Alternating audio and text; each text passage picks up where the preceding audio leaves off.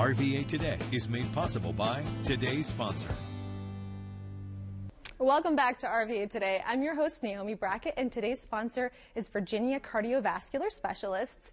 And it's such a great time of the year to be talking about heart health. It is, of course, American Heart Month, in which we talk about cardiovascular health and try to raise awareness. And it's also, of course, Valentine's Day, so a really sweet time to be talking about that.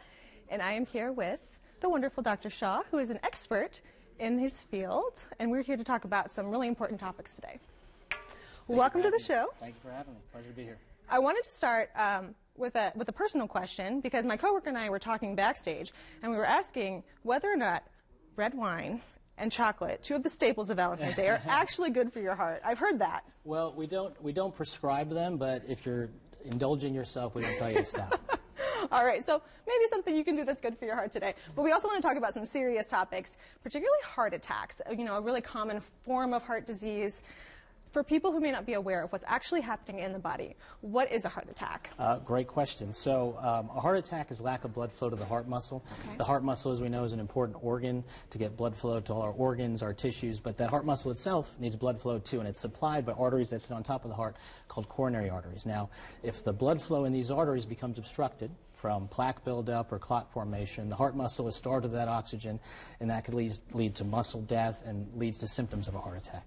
Okay, and what are some of the symptoms that people can look out for? If they're having chest pain, what else do we have going on? Yeah, so the most classic is exactly what you said. So it's chest pain, chest pressure, that's substernal, center of the chest, kind of that classic elephant sitting on the chest. But it can also radiate to other places, the shoulder, the arm, the jaw.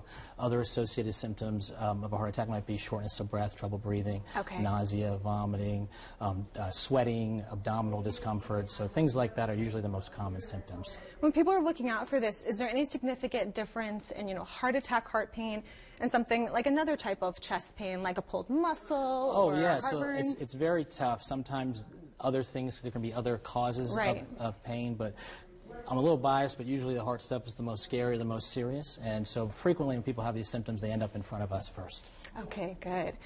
Let's talk about prevention then. What can people do to make sure that their hearts are healthy? Yeah, so you're asking about risk factors. What are the risk factors of heart disease? So they kind of come in two flavors. One is modifiable, some are unmodifiable. So the things we can't change, your age, your genetics, those are fairly fixed. Okay. We tend to focus on the things we have control over. So diabetes management, glucose control, smoking, high blood pressure, high cholesterol, diet and exercise playing a very important role in a lot of those. All important things to look out for. Are there particular age ranges that should be more on the lookout for these type of symptoms? Well, obviously the older you are, more common it is to have heart attacks, but it doesn't mean that if you're a young person you should ignore any symptoms. Okay, so everyone should be getting checked out. Who do you go and talk to if you feel like you're having any type of symptoms, or if you even want to just assess your own personal risk factors? Yeah, great question. So obviously if you're having active chest pain or shortness of breath, we always recommend to call 911 to seek emergency help.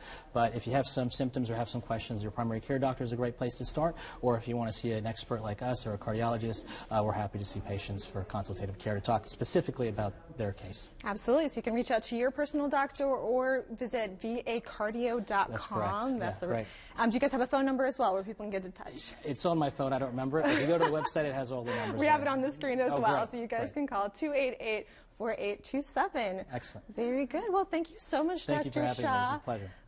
Tell me just briefly about other types of conditions that your practice sees. Oh, great. So we have a number of specialists within the cardiac kind of scope. We have heart rhythm experts, preventative cardiology, heart disease, structural heart specialists. So we're well equipped to kind of take care of our patients' total cardiovascular needs. So not just heart attacks, but any type of heart condition or problem that you're having. And peripheral vascular disease, all sorts of things. Yeah, absolutely. Well, thank you so much. Thank you.